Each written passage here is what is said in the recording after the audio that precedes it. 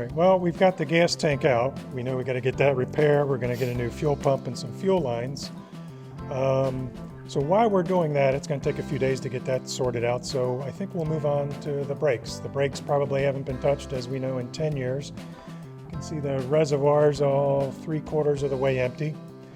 We've got some new brake lines. The brake lines on here, the rubber hoses, have been on here for we don't know how long, 10 years, 15, 20. So we're definitely going to replace those. All right. So jack the car up, set it on the jack stand dollies. Yep. That we've fabricated here. Yeah, we kind of made these up to fit under the tire. So once we get the brakes done and the tires back on, we can put the car up on the dollies. We can put it on these blocks high enough so we can easily get underneath the car. But in the meantime, we'll go ahead and use these as our temporary jack stands under the car while we take the tires off to do the brake work. Sounds like a plan.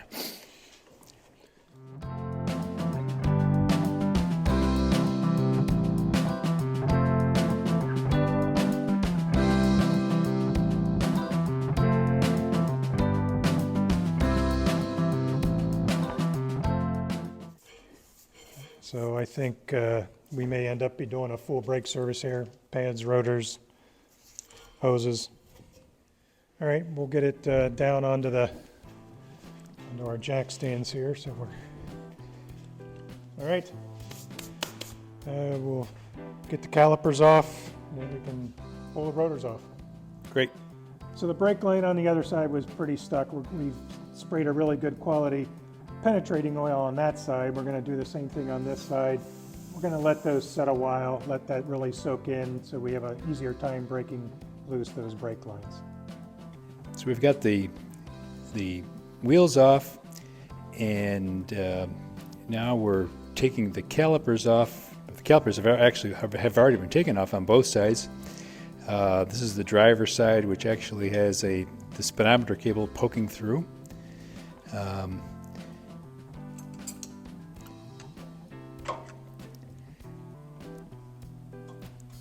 Gary, what are you doing now? I'm just popping the bearings out. So roller bearings for the front.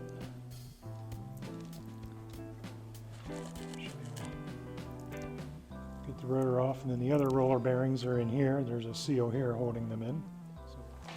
All right, so now we got to see if we can get the braking system back in working order.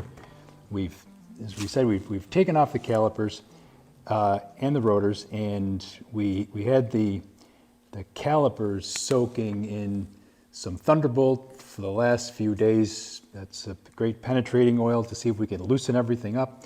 And right now, what we're trying to do is see if we can even get these apart. But what are you seeing when you look at these, Gary? Well, what's interesting is somewhere along the way, somebody replaced one of the calipers, it looks like, that they had a problem with. And this one looks a lot newer. It's nice and shiny. It looks like the rubbers on the pistons are very new. It's got newer brake pads.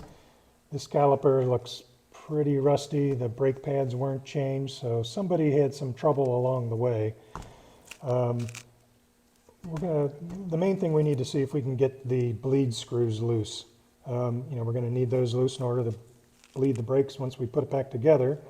Then we can kind of move on to the next step. We can pull the pads out, make sure that the pistons are moving back and forth freely, and if so, then we can probably reuse the calipers.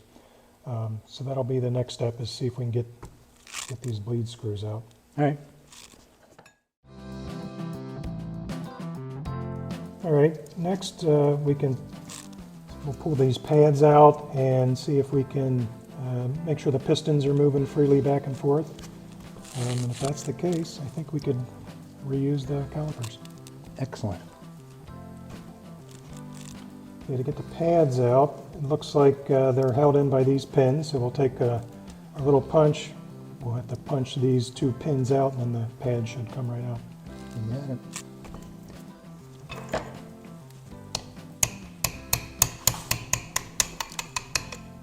Nice and easy. Nice and easy.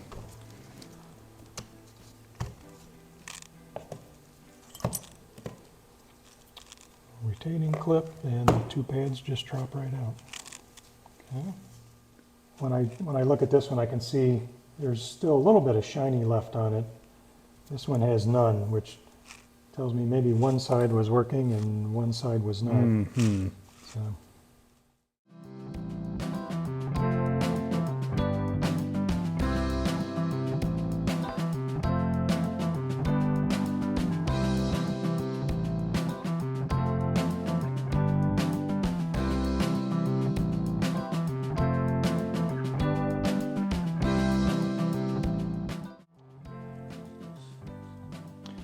So these calipers are two piston calipers. There's a piston on each side. They're held together by 4 bolts. So they simply come apart like this. The two pistons